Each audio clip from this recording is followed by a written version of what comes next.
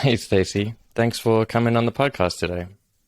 Hi, Shane. Nice to see you. I'm happy to be here. Yeah, so today you and I have an interesting discussion planned. You've recently written a book, and I'll get the title correct here, Love and Soul Making, Searching the Depths of Romantic Love. And really what it was about, and I read it, and it was a really cool, interesting look at the relationship between, ourselves and romantic love and what that means for the sort of different parts of who we are and the life in general. And we'll get to some technical terms in a moment. But it's based on a depth psychology framework, which is from where you predominantly operate. And that's sort of founded very much on, Carl Jung and things like archetypes and mythology. And it's a really wonderful joining of those kind of ways of thinking about things, right? And exploring the depths and what happens in relationships and what we learn and what their function is and how important it is for humans. And so I'm really glad to have you on to talk about this today. So maybe before we get into a discussion, we should just have a little bit of clarification of terms, right? So there's a few terms that I think will be helpful to sort of just get clear about before we get started. So the main story or myth that you use in your book is the story of Eros and Psyche, right? So could you maybe just explain a little bit about, who those people or characters are and how they fit into this narrative? Sure. I'll start with showing the cover of the book, specifically, well, shameless promotion, but also yeah, go for it. Eros and Psyche are on the cover. So this is the god Eros, who's also known more commonly as Cupid.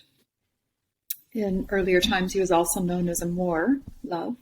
And this is Psyche. So this particular sculpture is at the awakening of Psyche with the proverbial kiss. Right. So our Western society grows out of Greek and Roman mythology. Those are the roots of the Westernized world. In terms of the structures that we all live within. And so leaning into and learning about cultural myths can help us understand different overarching patterns of value systems, beliefs, behaviors, structures that operate largely unconsciously. So this is why we can look at myth.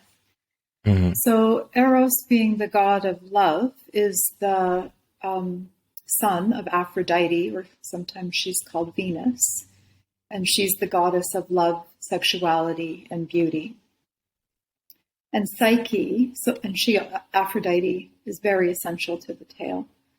And Psyche, in Greek, means soul or butterfly. So what we have is the tale of the god of love and soul. And so the inseparable relationship between love and soul and all of the different milestones that I'm using that as a nice word. It's an understatement. The trials and tribulations. Yeah, the trials and tribulations is what they actually are. That Psyche's soul goes through in order for her great achievement of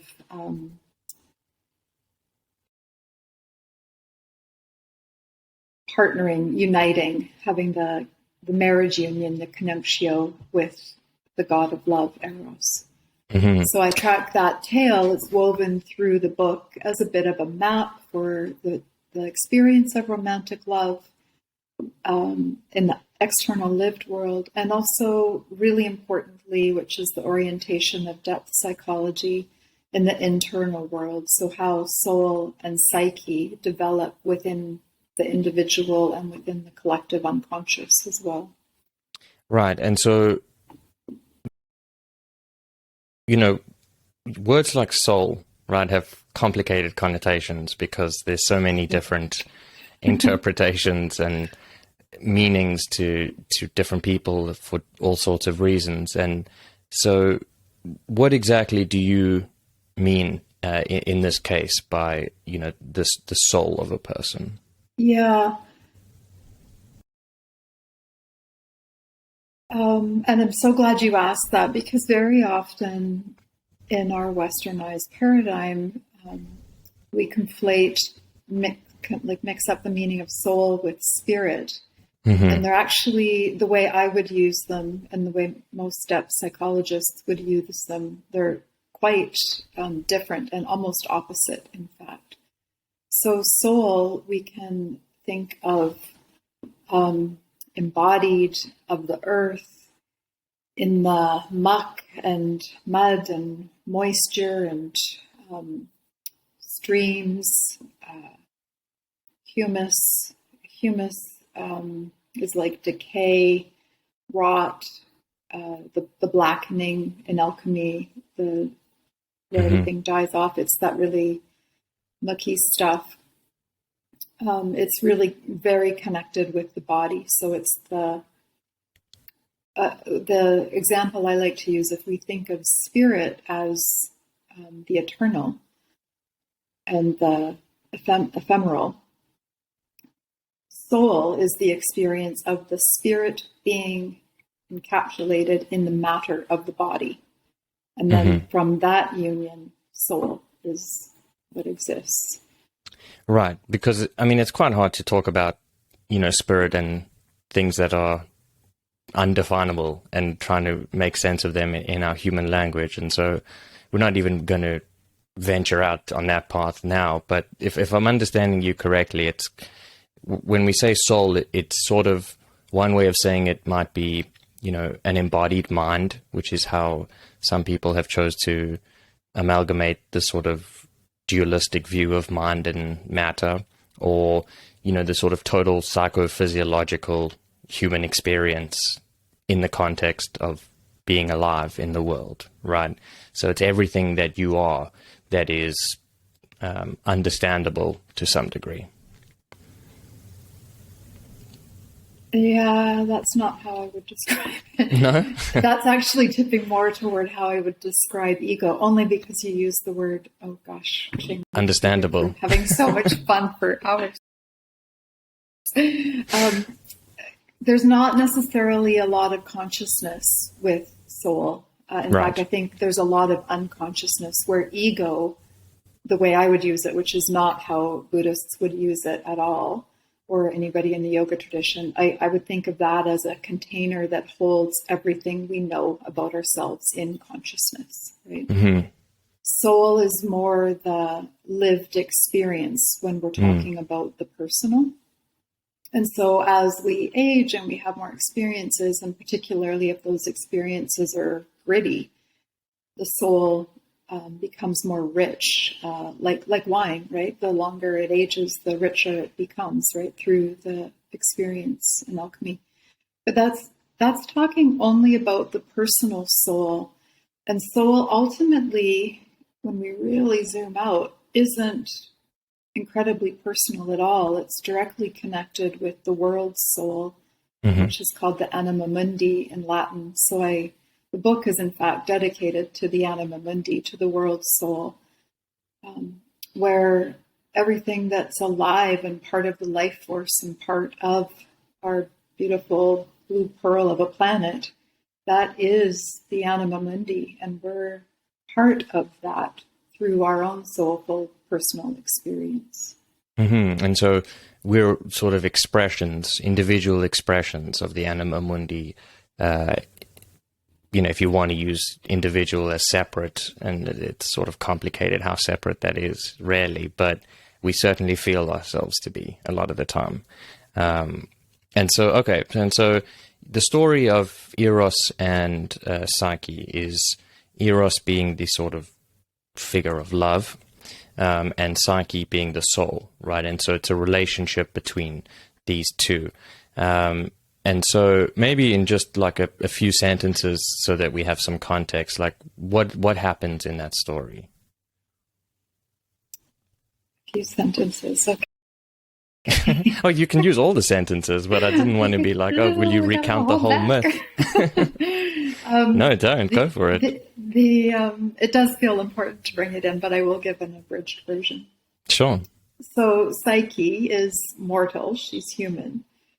And she's very beautiful. And the goddess Aphrodite gets all enraged because people are starting to admire Psyche more than Aphrodite, and she's going to have no part of that. So she sends her son Eros to go and kill her or wed her to a monster. So in doing that, Eros accidentally pricks himself with his own arrow, Cupid's bow and arrow, and he falls in love with Psyche. So he whisks her away on the west wind, Zephyr, to a palace, his palace, and makes her promise to only look at him in the dark so she can never really see who he is. So we would call that stage, in terms of a metaphor for romantic love, the ignorance is bliss stage, or the rose-colored glasses. It's the happy honeymoon where everything is just wonderful, right?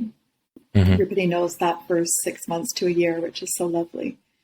And then she ends up being persuaded by her jealous sisters, who plant all kinds of seeds of doubt, to look upon this horrible monster, a dragon perhaps. And so she does with her knife and her lamp, and a drop of oil lands on him at the same time that she sees he's this beautiful god of love. But she's awoken him with the hot oil, and he's all up in a rage, and he flies off. He's winged, flies off, betrayed, has a big rant about his betrayal, and then kind of leaves her abandoned and in anguish. And then the next very long part of the myth, Psyche eventually goes to Aphrodite, the mother, and asks how she can win the favor of Eros back. And so Aphrodite still is trying to get rid of her and gives her 4 impossible tasks, being sure that each one will definitely kill her. But what happens in each one is she gains more and more skill and fortitude and wisdom and aid. She receives help along the way, mm-hmm. until by the end, we'll probably revisit some of those tasks as we talk, but by the end of the tasks, she ends up going completely unconscious as she's returning to the upper world from Hades, the underworld. And Eros then finally, because he's gone most of the time, comes back and wakes her with either a kiss or another prick of the arrow, depends on the version, the translation. And then they're married. The wrap up is all very, very fast. She's pregnant, we learn, which was a bit of a surprise. She gives birth to a girl, and the girl who's born, her name often translates as pleasure or harmony.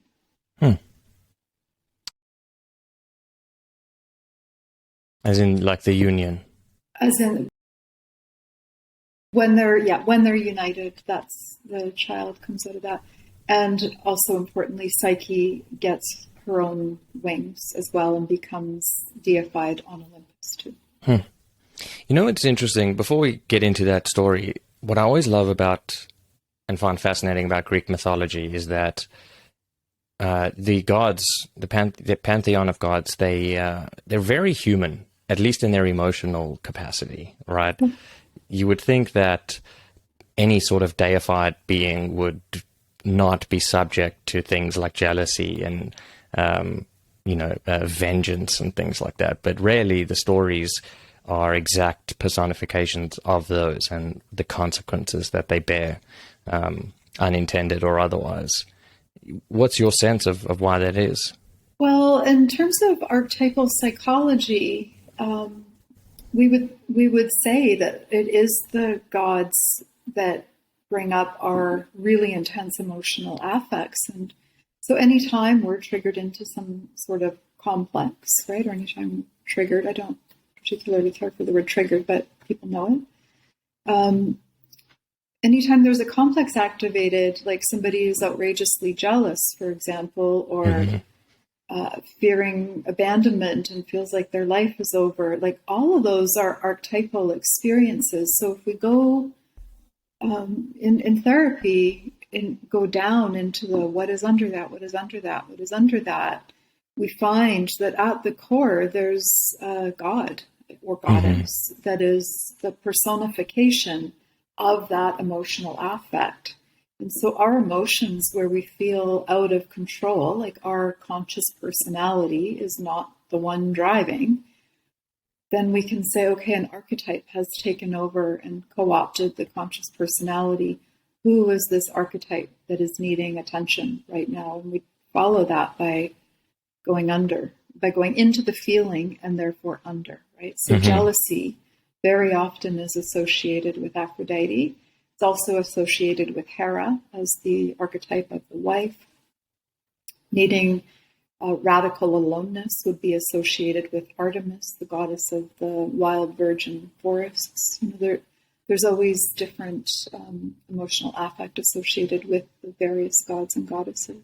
Yeah, and I guess that's also a really good explanation of perhaps where Greek mythology came from, right? In terms of a primordial psychology of trying to understand why we do the things that we do and feel the things that we feel.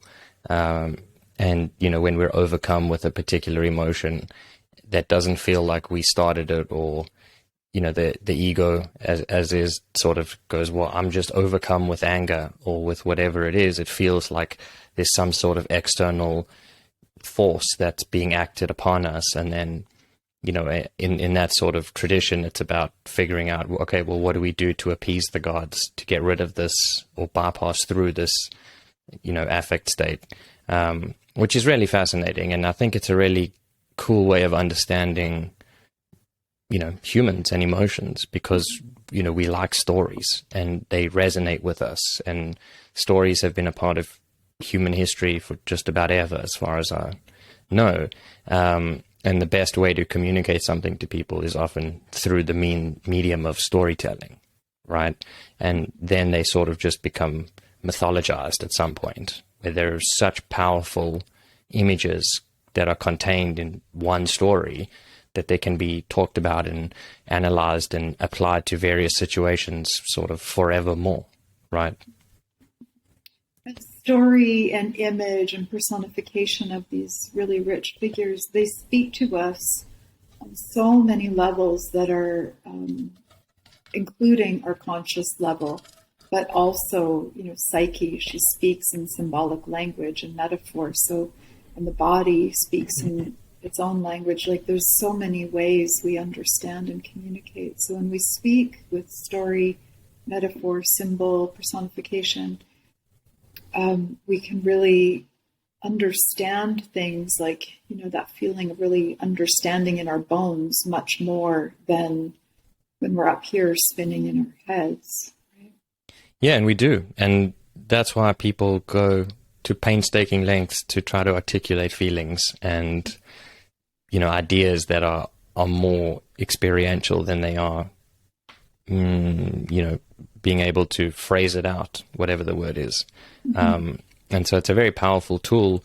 And also, what I really liked about your book was that you incorporated a lot of dream, I don't want to say analysis per se, because I know you try to avoid the sort of interpretive route, and it's more just about looking at what's happening in these dreams. But that's one of the ways that I think is easily identifiable as how our unconscious communicates, right? In this symbolic, confusing a lot of the time, doesn't sort of conform to the physics of the normal world, and what that sort of means, what the message is, what our unconscious or the archetypes are trying to communicate to us. And that's one of the imagistic ways. Yeah, dreams definitely are one of the ways the archetypes of the collective unconscious come into our personal unconscious and then come into our consciousness. And you're right, I generally shy away from analyzing, because that's very rational, it's all mind, and rather work on relational. So we come into relationship with these figures. We come into relationship with figures like Aphrodite, Eros, Psyche, or in dreams it might be a husky. A husky is one that appears often for me, or bear, or a person that people often shapeshift in dreams. So coming into relationship with these figures allows them to grow and evolve rather than keeps them small in the, this is what this thing means, right? Mm-hmm. So it allows it to grow, which we need to do. So they're quite autonomous. We know they're quite autonomous because when the emotions come, we don't choose them, especially if somebody's in an outrage, for example. We don't choose it, it happens, right? So they operate very autonomously. I always worry when people talk about, I have control of my emotions, and I'm like, do you, or are you just disconnected from your body, probably, Yeah. We don't really have a lot of control. We can consciously relate to them, though, and we can interact with them in healthy ways so that we don't cause destruction in our external relationships. Mm-hmm. So I guess it's, instead of thinking about it in terms of controlling our emotions, it's more like having the ability to regulate and understand and not be so overcome by them. So it's a matter of being or saying or feeling or some combination of all of them, like, this is why I'm feeling this anger, right? But it's not going to lead me to lashing out or shouting or physical, assaulting or any kind of stuff like that, because there's some aspect of you that knows what it is and how to regulate it, and that it's important because it's necessary oftentimes to say, okay, well, here's why I'm angry, and either you're explaining it to someone else or maybe even just to yourself to understand, and then say, well, okay, well, where do we go from here, right? What does this look like? And that's a more healthy way of dealing with it, rather than the sort of control mechanism of just like shutting down or being like, I won't feel this, right? That's a more repressive function.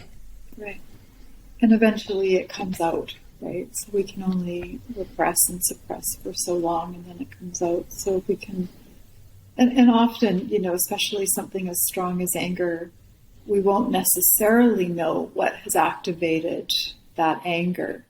And it might take a few days for it to calm. And then often if it's a really big activation, it might take even 3 days, and the help of a close friend or therapist to okay, let's unpack what happened here and what are the deeper roots that this extends back to.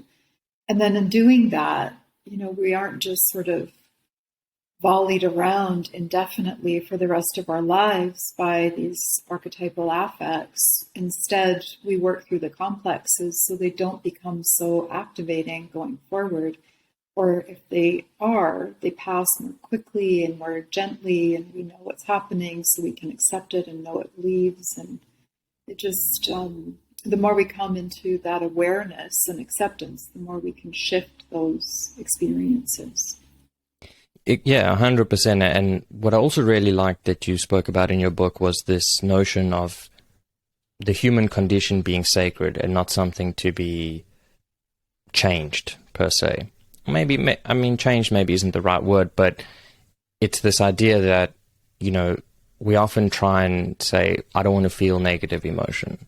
How do I avoid that at all cost? Or, I need these particular things to fulfill me and make me feel good and find meaning that way. And rather an approach that's more grounded, let's say, is to say, okay, well, being human means experiencing emotion, and that includes the good and the bad, right? And this is also one of the central themes of the book, which is that suffering has purpose, right? Like you don't know what's good unless you've experienced what's bad, is a sort of simple, oversimplified way of saying it. But in that, there is a sacredness of saying, let's say grief. Okay, well, loss teaches you about the value of connection, right? Because once it's gone, you realize how truly meaningful and powerful and transformative that may have been, and that might lead you to look for connection elsewhere, or whatever that sort of looks like for any individual person. But that it's important to embrace the whole human experience, suffering and, or pathos, I think it's the Latin, is included, right? Yeah, exactly. Loss and grief, I think, are particularly poignant teachers, and they teach us about connection for sure. I also think, particularly with death, if we lose a loved one to death,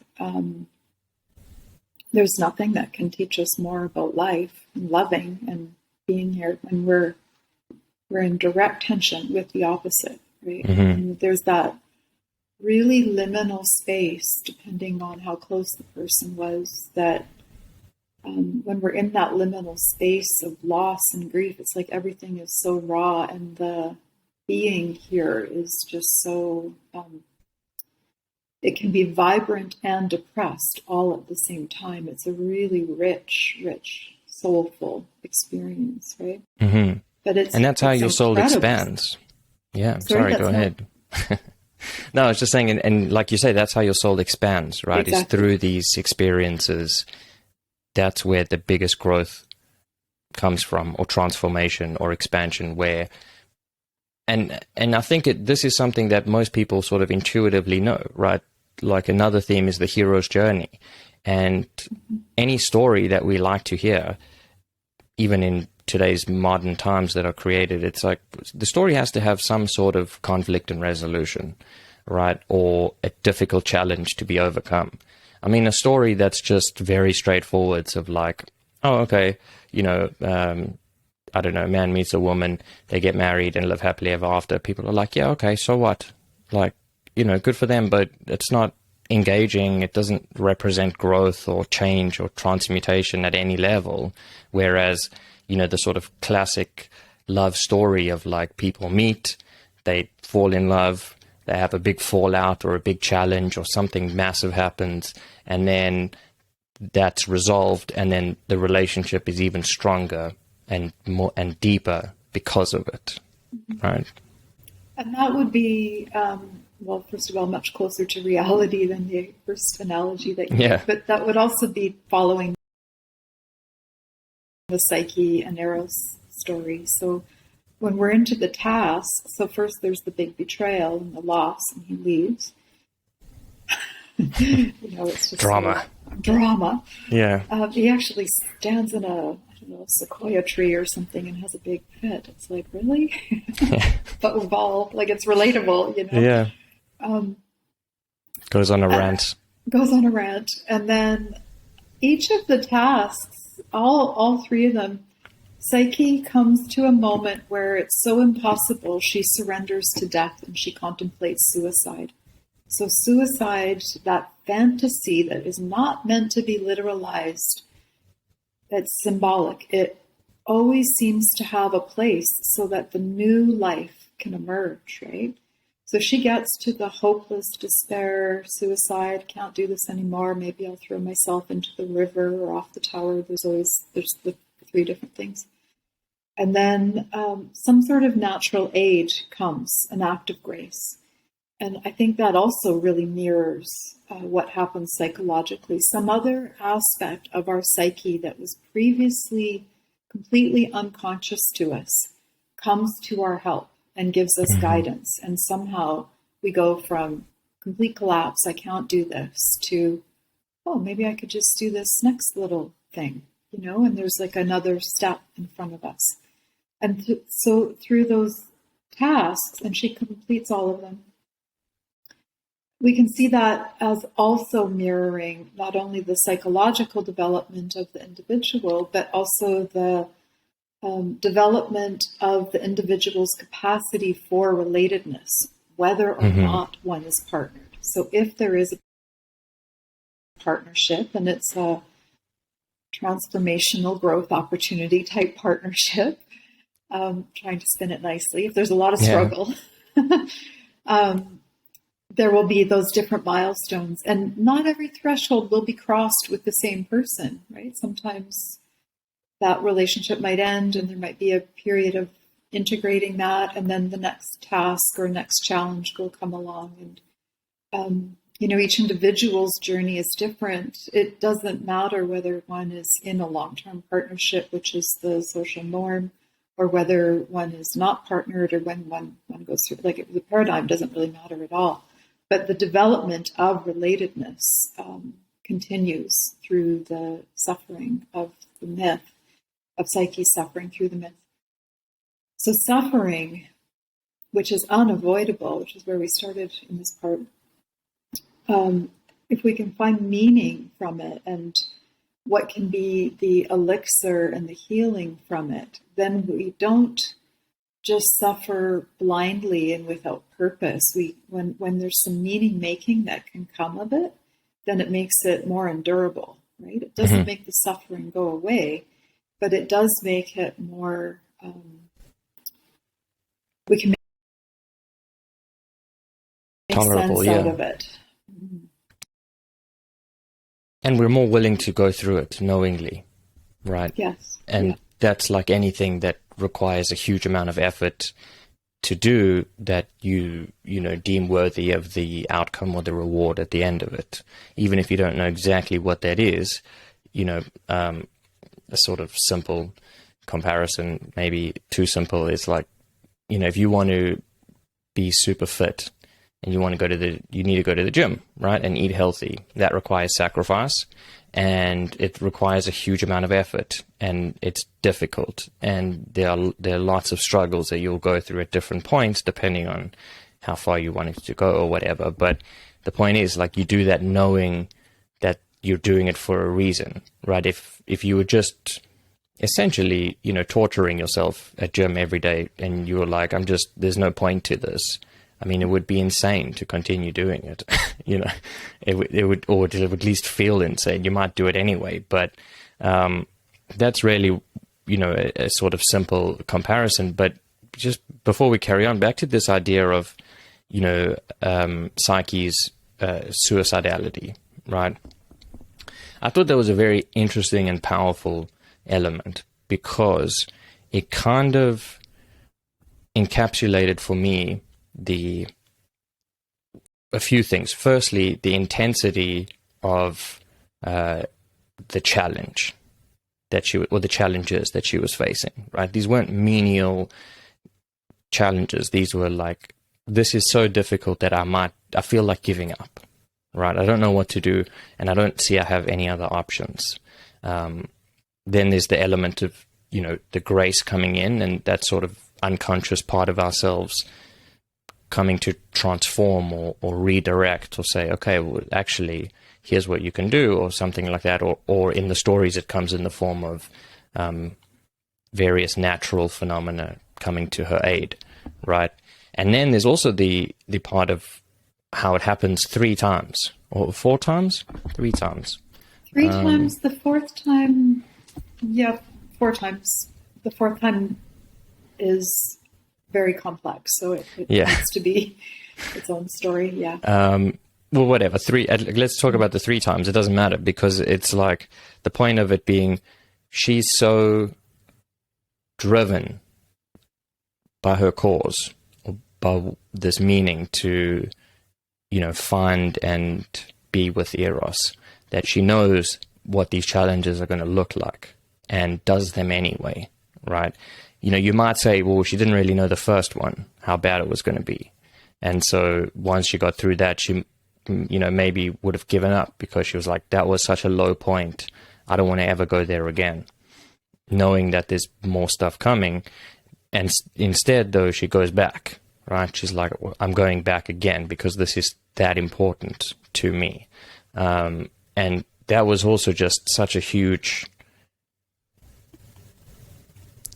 way of looking at how powerful love is for people and what they're willing to do for it. And it's so important. There's two subtle things at play there. So the gym is a great, great analogy, actually. If you do not love going to the gym, you will not be able to persist. You have to love it, right? She's pursuing love. So love has to be the thing that will give you the vitality, all of us, not just you, but that the person needs to be motivated out of love, or they won't be able to persevere.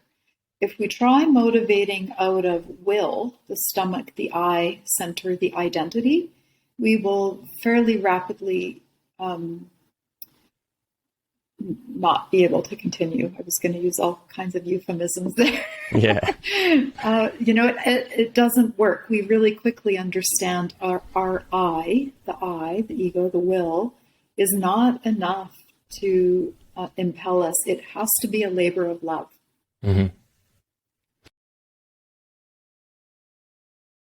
Yeah, and there's not enough willpower in the world to convince people or to convince yourself rather to engage in that kind of stuff. And especially because a lot of the time, not talking about gym, but talking about love, it's irrational, right? In the sense that it contradicts our rational and logical reasoning functions.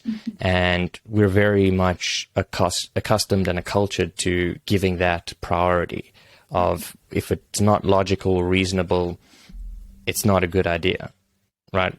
Which is, I mean, it comes from a good place, I would say, but it's not really how the world works some of the time, or at least not where the best things come from. Any creative endeavor, you look at any creator, and there's often no real reason and logic behind what they do, and yet what they create are some of the most beautiful works of art or whatever that anyone has ever seen, right, or could see, and that you can't get there with a logical, like, step by step. And sometimes you even see people trying, where the creative process has basically been reduced to a formula, and you try and recreate the steps, and you can sort of do it, but there's something missing, right? There's some essence that isn't there, that is much more than just what we can think and rationalize about. It's more of a felt connection, even to art, right?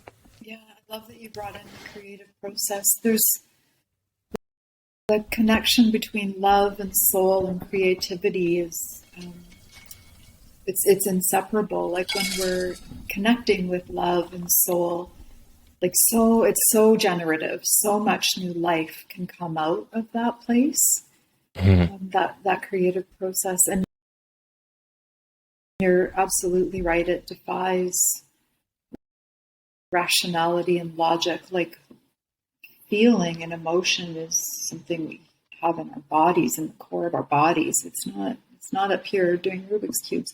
Not to minimize the mind. A brilliant mind is a wonderful gift, but feeling that soulfulness, that's really in the core of a person's physicality. Right? And it's about balance, and incorporating both elements of ourselves into our lives. And it's not always easy or straightforward, and it often goes out of balance, and then you need to sort of figure out how to rebalance yourself. Nor are we suggesting that people sort of just blatantly follow any impulse that they feel, because that's not a good idea. Sometimes your mind is correct in telling you that this is dangerous or dumb or a bad idea, but well, impulse is I got to jump in on that one. Yeah. Impulse is a really important word because it's directly connected with the archetypes, and archetypes have really primal. They're connected to the instincts, so there's really primal desires that can come up from there, right?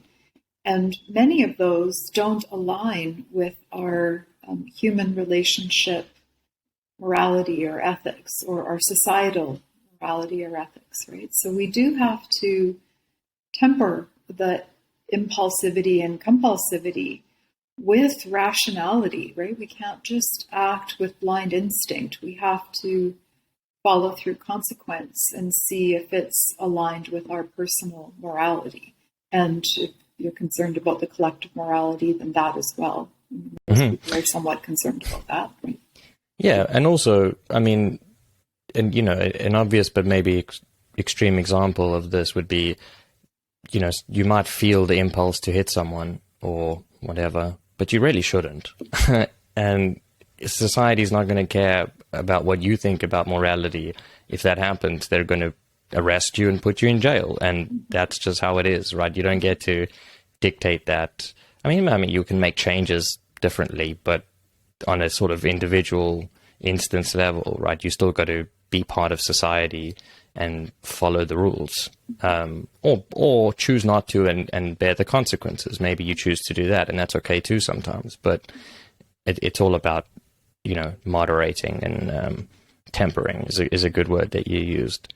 Now, what I wanted to also talk about was this idea that the relationship is the crucible in which the soul is formed. I mean, not formed, sorry, it expands. And how you speak about that a romantic relationship is like holding a mirror into your soul, right? I really like that analogy of saying, well, when you are deeply connected with someone, it's complicated to define that kind of connection, but in a romantic context, let's say, what's actually happening, one of the things is you're learning about yourself, and it might not be things you want to know, but you are learning them nevertheless, and through this mirror that this other person holds up.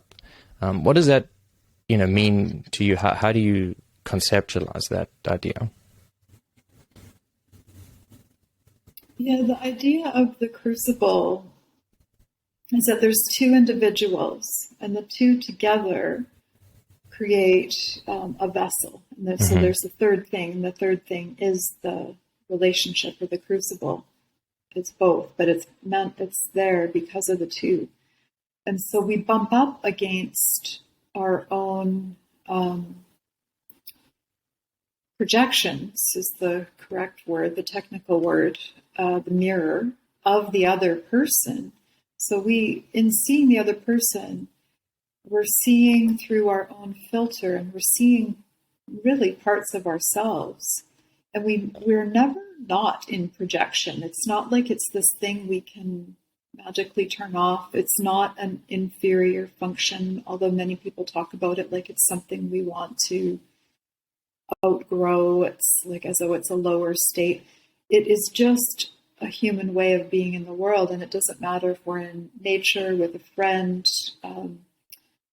In Wild Woman, I wrote about this robin that kept flying into the window, which was a really strong projection for me about like looking for reflection. So there's, the way we look at nature and people, in particular romantic relationship, because it's so powerful, then we can really learn and grow about ourselves. So, that falling in love stage is very much about the idealized other. So it's an inner idealized figure that we put onto the other person that has that attraction for us. And that thing that makes that attraction is Eros. Like, it's just magical. It's there or it's not. It lands where it lands. We have no idea why. It's like we could do all of those wonderful checklists, and they're really helpful, in looking for particular traits. But there's nothing we can do to manifest Eros. It's there or it's not. Mm-hmm. So when that's present, then we can really start to unpack, okay, what do I see in this person? Are those qualities strengths? Are they weaknesses? Where are they in me? Are they in shadow? Did I used to have them? Do I need to develop them? And we can start to be curious. But we want to, again, not be over analytical, because too much consciousness, the lamplight, squelches Eros. Yeah. And he flies off in a fit. So we have to be aware that the process is going, be aware that we're projecting, and be curious, ultimately be curious about who is this other person. We see them one way, but then we have to let them present as they actually are and not resist when they show up differently than our idealized version of them is, right? So curiosity about the other is so important as a guide. Right. Because, too much light is blinding. There's another way of saying it, and you get lost in the analysis process of just why, and what does this mean? And, it's helpful, certainly, for expansion at some level, but too much of it can ruin it as well. Yeah. And so, and I guess it's about accepting, first and foremost, that, you're going to be projecting onto other people, right? And it's going to come to a real head in a romantic situation, even if it's not a reciprocal romantic situation, where you're saying, I see this person as embodying all of these things, and that may or may not be true about them in reality. I mean, I'm sure there's some truth to it, but you need time and to move through that sort of infatuation phase to really get a handle on what that actually looks like and whether that's something that you're okay with or whatever, right? And not denying the evidence, if there is evidence, let's say. It sounds a bit sort of nihilistic to say it like that, but, when someone presents something that is not really good and you choose to ignore it because you're like, well, I don't want to think about that because that pushes up against my idea of how great or perfect that this person is. Yeah. Yeah, I forget what word I used. Evidence is just fine. I think I might have used it about being congruent with reality or reality testing. So if what the person is presenting isn't aligned with what the idealization is, then the reality, we have to look at the reality of the situation. And we know we're projecting if the reality is inconsistent with the perceived or the so-called perceived projection, right? Right, so it may be congruent. You may be projecting and that person actually has those qualities and Absolutely. You love that about them. But you need to know that that's the case, be curious to find out, and be willing to have that not be the case. Otherwise, you blind yourself in a different way, and that will, come up later on and cause all sorts of problems. Yeah. And curiosity, so often long-term relationships get a bit dull, particularly after they've had kids and it's difficult to stay connected and so on. And one of the really easy, great ways couples can bring back Eros, like create the conditions that Eros can return. You can't bring it back, but you can create the conditions that it can come back, is to be curious. So treating the person not as somebody you've known for 15 years, but as a new person. What are they doing today? How is that happening? What are their feelings? So being interested and curious keeps an aliveness and a connection so that Eros can come back to those really long-term relationships that can become difficult for people to continue in. Right, because they almost stagnate at a certain point where life is highly routinized and you kind of have this knowledge of who this you think you have this knowledge of who this person is, and so you know what to expect in all sorts of different situations, and that probably leads to lots of assuming that's not a good representation of their reality, but instead of asking or investigating, you just assume and move on because you think you know them because you've known them for 10 years or 15 years. Mm-hmm. Whereas when you engage with this curiosity, you bring back this element of rediscovering this person, and maybe that's where you find the Eros that once was. Mm-hmm. Yeah, exactly. Yeah. Well, I mean, listen, it's a very complicated situation, and it's always fascinated me how driven people are by romantic relationships, not excluding myself, just how that's arguably one of the most, or if not the most powerful drive within us. Maybe second to survival, probably. And, you could take that from like an evolutionary perspective, and it's all about sort of survival and reproduction, and maybe there's some truth in that, but I mean, there's definitely truth in it, but it's not helpful for understanding, a mythology and the sort of intricacies of human connection. That's more primal. And, I wonder if you could even talk about animal species having the same kind of relationships, even in the ones that are, that like mate for life, or I don't think you would call it monogamy, but certain species of animals like penguins, and I think you said swans in the book, they do that. And that's completely unconscious in the way that we're using conscious and unconscious, where they probably have very little, if any, conscious reality other than just being in the moment and as the moment, and just, this is just how it goes, right? So there's a really interesting look at how evolution has impacted this system. Have you encountered that or thought about that to any degree? With evolution? Yeah. Or, well, I mean, evolutionary psychology is always quite interesting. It's very much survival of the fittest. And it certainly is a big factor, and there's particular instances or couples or scenarios that you can really see it activate, which is interesting in itself. Mm-hmm. But there's the animal kingdom. So, and of course, we're animals. Like, we have our rational minds, which is arguably a very strong differentiating factor. Mm-hmm. I'm not denying that. But animals are so connected to the archetypal through their instincts, right? So archetypes and instincts being like, those are the same things. So when we observe animals acting out of particular behaviors that is just part of their nature,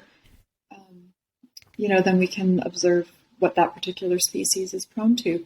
The swan was really interesting. It was the archetype of this book, just fortuitously, because Aphrodite was a very big influencer through this whole book and the labor of love that it took to write it. It was definitely a toil. But the swan, they do mate for life, which is interesting as an instinct. And the swan behind my house had lost its partner, and it had been unpartnered for years. And sometimes I learned through researching about swans is they choose to not repartner, which is like, that's an interesting instinct to observe in the animal kingdom, because of course we can see that with people. Mm-hmm. So when it comes to people and this whole question of, are we monogamous? Are we polyamorous, which is a common word right now? What is the nature of our particular mating habits and patterns? As a therapist, what I find, and just because I'm so interested in the topic, so I research it a lot, it's unique and it's not fixed. So what might be true for one person at one stage in their life will very likely evolve and shift through other stages in their life. So they may think they're, wholly fitting within a particular paradigm. And then as things go along, that can just change. It just changes. It's not like they allow themselves to be free and more wholly authentic, but also it's just fluid and it moves and it shifts and it changes. So allowing that as a species, what's right for each person at each stage, and in fact each moment is just right, and accepting that for each person.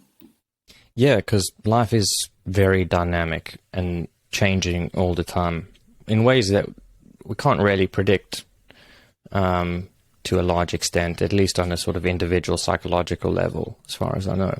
Mm-hmm. And so it makes sense that people have different beliefs, let's say, or feelings about things that are that were once so central and well-founded, and something changes or they change, and all of a sudden there's a new reality that they're living in. And they might fight that with they probably will, a little bit internal conflict. That's always fun. But hopefully, you resolve it and you live authentically, as you say, whatever that looks like, as long as it's, not infringing on other people or whatever. But that's sort of the journey of life, right? That's Jung's individuation process, where it's a never-ending evolution and constant change. And it's about figuring out where you are right now. What do you want? What do you need? How are you going to get that? And, what's the sort of best approach for every person as an individual, instead of saying, there's no real prescriptive answer that applies to all humans in almost anything. There's too much variation and diversity, which is a good thing, not a bad thing. But what that means is that you got to figure it out for yourself, which is also often a daunting process. It is. And then also there's the boundaries, let's call them, or constraints. So because we're also relational creatures, so people that have families, and their families are, like they're actively involved in them in whatever way, you can't just do what's best for you as an individual. You have the constraints of what's for the greater good of the family, and how do we navigate that, right? And so, because each person can't just, compromise is required. Each person can't say, well, it's my way, or it's my way, it's my way. There's always compromise required. And so negotiating those kinds of challenges also very much brings up power dynamics and priorities and values and ideals. And all of those are going to be really unique for each person in the family. And then how that gets navigated, that's the grist for the mill. That's the stuff where soul is made. That's the places we grow and stretch. And it requires creativity, right? To be able to resolve these problems that have constraints, it requires creativity to come up with a solution that can work for the majority, or work the best for the majority. Yeah, figure out the best option given the situation for everyone involved, whatever that happens to look like. And yeah, navigating life and all its complexities, at least from my perspective, it seems like the main virtues that people need are strength and courage, vulnerability as opposed to weakness, because it's good to be vulnerable. It's problematic to be weak, I think, if we want to make a distinction. Not problematic, but that's the sort of, anyway, different topic. But vulnerability is good. Being in touch with yourself and your emotions and being honest, and those are sort of foundational values that I've identified for myself. Maybe they apply to other people, maybe not, but that's how I sort of see things, and using those kind of as a basis of moving forward. It's how do I use those values and act accordingly in a way that is going to be best for not only myself, but for everyone around me. Yeah. And that is a big, big part of the individuation journey. As we, the whole point of becoming authentic is we identify things like our values, our priorities, our ideals, our creativity, what's unique to us, right? And coming to know that, and it's layer by layer, which is quite often different than what we're taught as part of the societal paradigm. Yeah, otherwise it's just go to school, go to university, get a job, have a family, retire, and then die. And then that's life. And you're most people, I think, reach a point where they're something's not quite right about that. Although maybe that's one part of an aspiration. But it certainly changes over time. But anyway, listen, this has been a really fantastic conversation. I've enjoyed it a lot. I will link to your book and all of your website and social medias in the description. Again, it's called Love and Soulmaking, Searching the Depth of Romantic Love. Is there anything else you would like to tell people about? How can they find you or contact you? Please, whatever you'd like. The easiest way to find me and to find out about both books and therapy is through my website, which is drsstaceyshelby.com. Stacey is Stacey. And then the books, so you can access them through Chiron, which is my publisher, or Amazon in any country. I say that because you and I are both in Canada, but a lot of my publisher and a lot of the sales are in the US. Mm-hmm. A lot of listeners too. Yeah. So any Amazon. Yeah, and I think those are the best ways. I keep podcasts and interviews and free content available on my website. And I'm active on social media as well. Awesome. Well, thank you again. I look forward to speaking with you again soon. Good. Thank you so much, Shane. I appreciate the opportunity. No worries. Take care.